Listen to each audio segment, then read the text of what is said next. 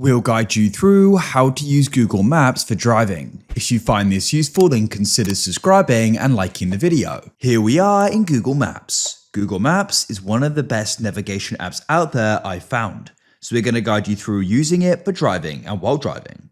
Make sure this is full guide as we're giving you some important things you need to know. So what you want to do before you set off is go and press your profile icon in the top right. Go down and you want to go and head to settings. In settings, come to navigation. Now, what you can do is you can come down and you can choose guidance audio. I like to have that unmuted so we can go and hear what it goes and says by default. I like to go and have play alerts even when muted so we can go and hear where we need to go. Guidance volume, you can choose the volume. I have play voice over Bluetooth and phone call turned on. This can be a useful feature. You can go and use Gemini to go and speak with maps while you're driving, which is really convenient, meaning you don't need to go and touch your phone. Next, you can go and scroll down and adjust any route options you like. For example, if you want to go and avoid tolls, motorways, or ferries, I've gone and turned them off.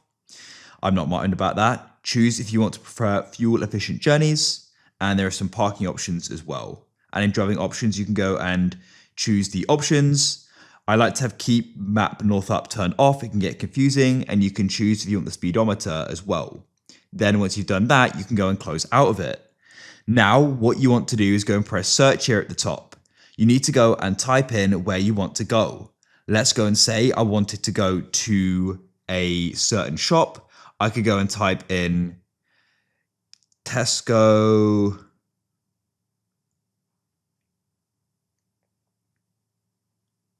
in Gloucester. So this is a supermarket. So you can go and tap on it, and then you can go and read some info about it. You can swipe up, look at the images and make sure it's the right one.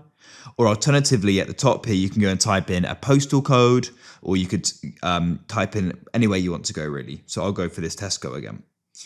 After you've gone and opened it up, you can go and press directions here. Now what you can do is you can go and select drive, because you have got other options like public transport, walking, cycling, flying. Now, what you can then do is go and press start in the bottom left, like so. Now, what you can do is you can go over to the right. What I like to do is I like to go and have the compass icon not facing north.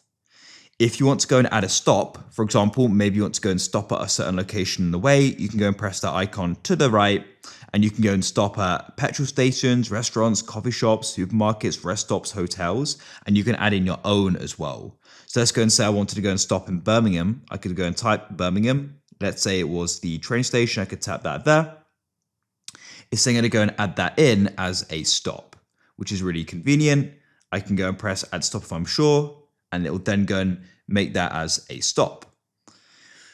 You can go and add more if you want. Now you've got this sound icon, so you can go and tap there.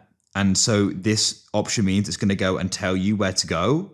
Make sure your phone is off silent. You can tap and hold it and it's now on ring. And you can also go and turn up your volume, and that means you're going to go and then be able to hear it. If you only want it set to alerts, tap it and it's just got an exclamation mark. So now it's only going to go and speak for alerts, not for just telling you if to go right or left, for example. And then in the bottom right, you've got the option for report. You can tap there. You can go and tap only if it's safe to do so. So you could go and report a crash, congestion, police, a mobile speed camera, roadworks, lane closure, and an object on the road. And if you then go and come to the bottom, you can exit if you want to stop.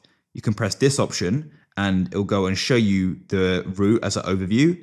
And it'll also go and give you alternatives. So I could go and select a different route if I wanted to.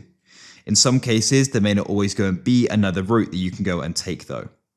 Then what you can do, if you go and press this icon, you can go and swipe up here as well, and you're going to go and see some different options. Add a report, remove a stop, share trip progress. You could tap that there, and I could go and share my trip with somebody.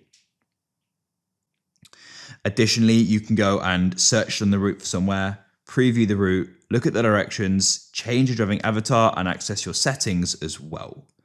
And that's it. So when you go and start moving, it's going to go and change where you currently are. Of course, I'm just about to set off.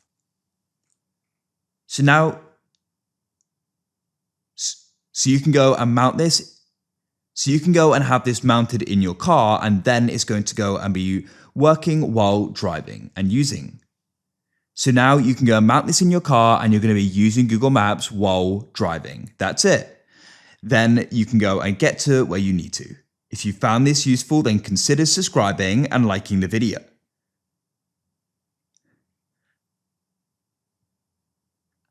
And earlier we enabled the setting, Hey Google, add a stop. I want to add a fuel station. I'll go to BP, please. I've added BP as the next stop on your route.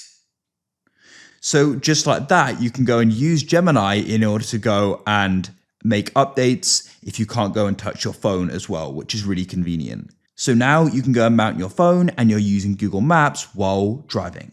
If you found this useful, then consider subscribing and liking the video. I look forward to helping you again.